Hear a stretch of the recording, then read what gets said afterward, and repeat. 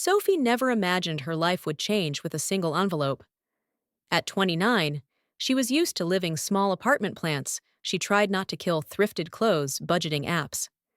She had been loyal to Liam, her husband of 4 years, who spent most of their marriage obsessing over his tech startup.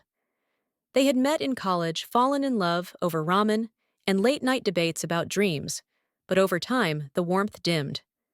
Still, Sophie stayed, supported him through every failed investor meeting and sleepless launch night.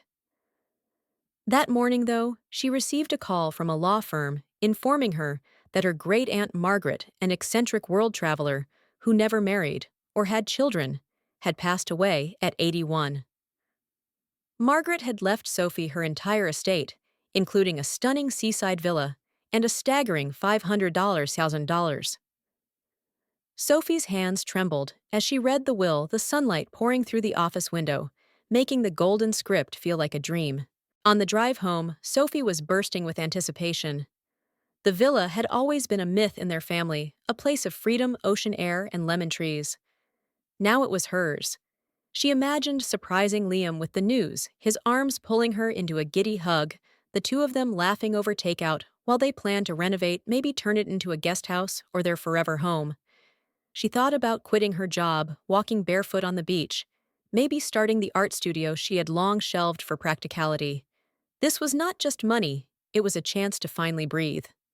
As the car pulled into the driveway, Sophie rehearsed her opening line. "Liam, you won't believe what just happened." The envelope sat on the passenger seat like a golden ticket. Everything was about to change for both of them. What she did not know, as she stepped toward their front door, was that the future she was dreaming of did not include Liam. Not the real one. Not the man waiting inside. And that envelope. It was about to become her shield. Not her gift.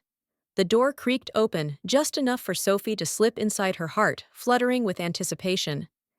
The envelope with the will was still in her hand, crisp and full of promise. But as she stepped into the entryway, the soft hum of conversation stopped her cold. Voices, two of them came from the living room. One was unmistakably Liam's, the other belonged to Margaret, his domineering mother. Sophie paused, her instincts sharpening, and leaned closer to the wall, hidden from sight. "She has no idea," Margaret said, her voice sharp like a knife wrapped in silk. "You've played your part well. Now it is time to collect." Sophie's blood ran cold. Liam laughed, mocking, calculated. "She is head over heels. When I tell her to sell the villa and invest in the startup, she will do it. She trusts me completely." Margaret scoffed. "Just remember, once the money is in, you need to move on. Find someone who fits your vision, not some silly dreamer with a paintbrush." Sophie's vision blurred. She wasn't just being used, she was being discarded, traded for ambition. Everything, the support, the sacrifices, the late nights believing in him, meant nothing. She backed away slowly, gripping the envelope tighter, her chest aching with betrayal. The man she married was a mask, and she had just ripped it off.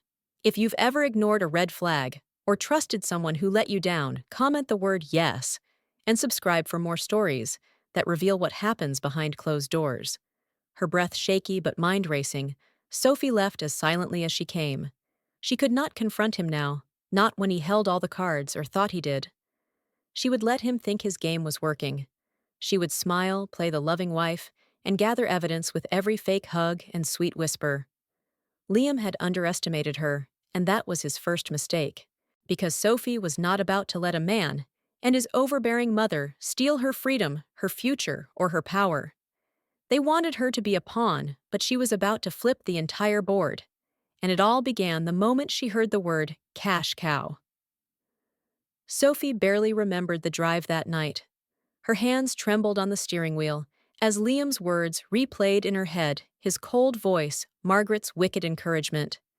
The man she had loved for nearly a decade had reduced her to a stepping stone. But as the city lights flickered past, something in her shifted. Pain ignited clarity. She was done playing the fool. By the time she pulled over near the pier, the ocean wind whispering against the windows, Sophie had made a decision. She would not confront him, not yet. She would strike when he least expected it, but first she had to protect what was hers. The next morning, with barely any sleep, She contacted an old family lawyer she had not spoken to in years. Mr. Whitmore, a discreet but sharp-witted legal expert, welcomed her without question. Sophie laid everything out: the inheritance, the betrayal, her desire to create a fortress around what Aunt Clara had left her. Mr. Whitmore nodded thoughtfully. We can place both the house and money in a trust under your exclusive control. We will also prepare a post-nuptial agreement. Liam will not see it coming. That afternoon, Sophie signed the documents, with a quiet fire burning behind her eyes. The villa, the money, her dignity, they were no longer in danger. For the first time since overhearing Liam and Margaret's plan, she felt power returning to her hands. But she did not stop there. She began documenting everything: every suspicious message, every gentle push from Liam to just consider investing, every smile that was now clearly laced with deceit. She even placed a voice recorder inside her purse, capturing every conversation like a silent sentinel. Each night, she played her part flawlessly, greeting Liam with affection, asking about his work, pouring him wine, laughing at his tired jokes. She wore trust like a costume, and he never noticed the difference. In her heart, the betrayal still throbbed, but Sophie transformed that pain into strategy. She was not just collecting evidence, she was setting a trap. And the best part, Liam thought he was winning. But Sophie was playing a longer, sharper game, and she had just taken the first move on a board only she could see. With her inheritance protected and her plan in motion, Sophie began living a double life. To the world and to Liam, she was still the soft-spoken, supportive wife. But beneath the surface, she was a storm brewing with precision and purpose. Each morning, she woke up before Liam made his coffee, just the way he liked it, and smiled through gritted teeth as he babbled about investor meetings and his vision for the startup. He had no idea he was sleeping beside a woman who was dismantling him piece by piece. She continued to gather evidence. Her phone held hours of audio recordings of Liam subtly urging her to sell the villa and invest the money into his company. She even caught Margaret on tape during a video call saying, "Once that money is in your hands, Liam, make sure she signs the papers fast. You don't want to drag this marriage longer than needed." Sophie clipped that segment and saved it under a folder labeled Freedom. But what made it all more brutal was how convincing she had to be. She had to act thrilled when Liam suggested they list the villa on a luxury property site. She had to pretend to agree when he said, "This place is beautiful, babe, but honestly, think of the profit." She'd nod, feigning thoughtfulness, while inside she screamed. She would smile during dinners, laugh at the stories she had heard 100 times, and whisper words of love when all she wanted was to hurl a truth that would shatter him. Liam was falling deeper into his illusion of control, never noticing the slight change in her tone or the way she asked more questions about his startup's finances. She baited him carefully, watching him boast about upcoming deals and meetings with potential buyers. What he did not know was that Sophie had hired a private investigator, one of the best, and soon every lie Liam had ever told would be laid bare. Before we go on, if you're still here and ready to see Liam's downfall unfold, comment the word yes, and don't forget to subscribe to the channel for more stories like this. Sophie was patient. She knew betrayal required precision, not passion.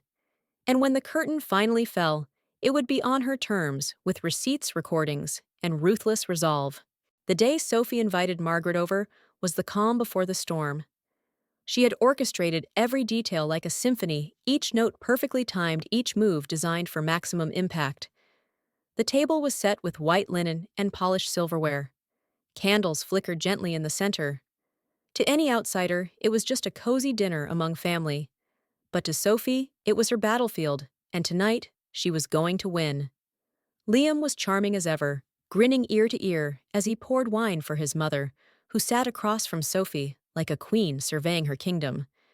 So Sophie began casually twirling her fork. "I've been thinking about the house." And the money. That was all it took. Liam and Margaret both perked up like dogs hearing a dinner bell. "I think it's time I invest," she added, her eyes steady.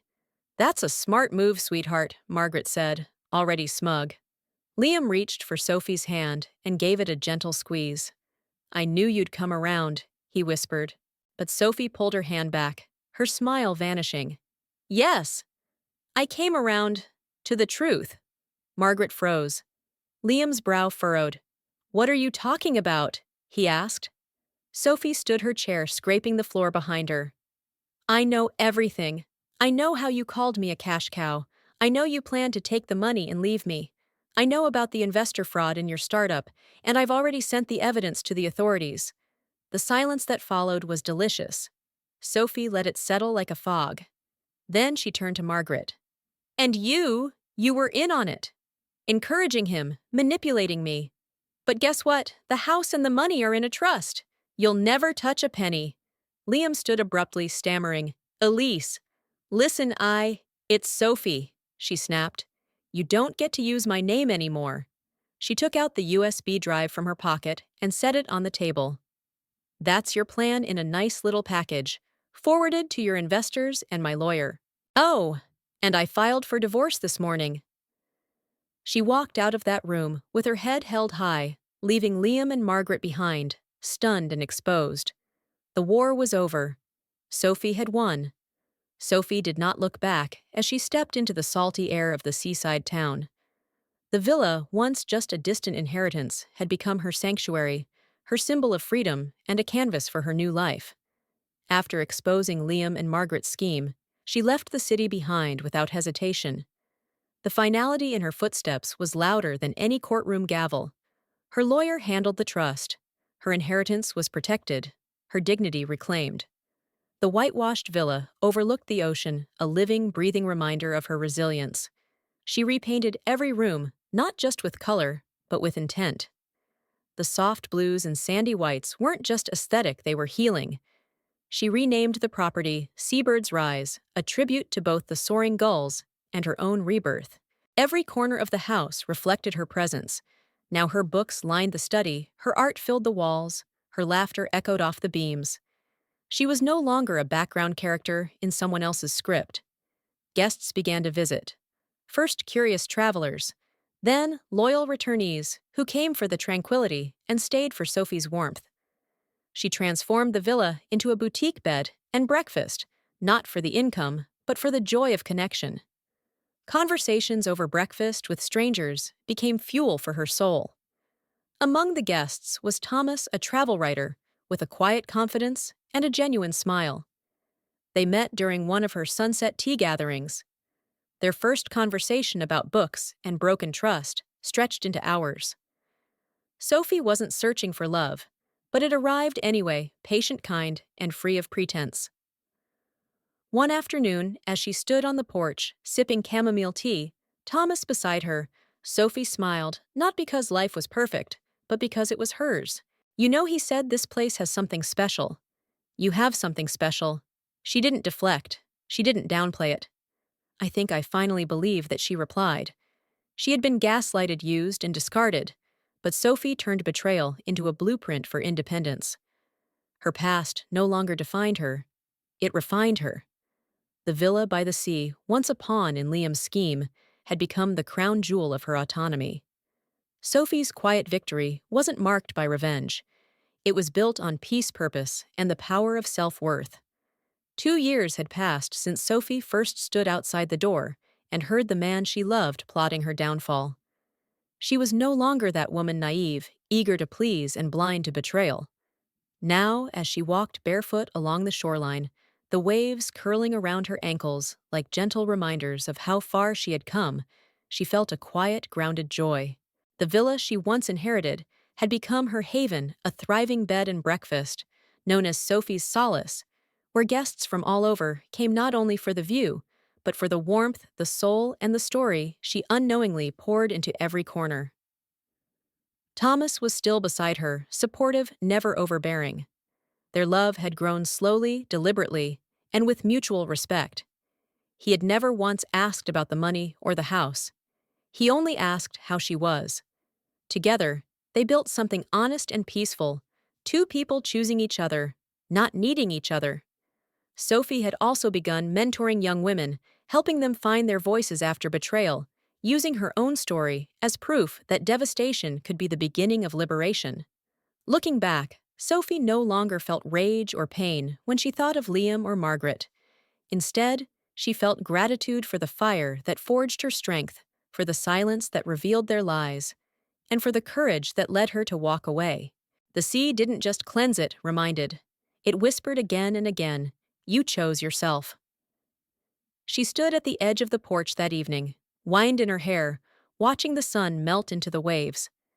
And for the first time in a long time, she said out loud, "I'm home." If Sophie's story moved you, comment strength below, and share this with someone who needs to be reminded, even after the worst betrayals, you can still choose you. Still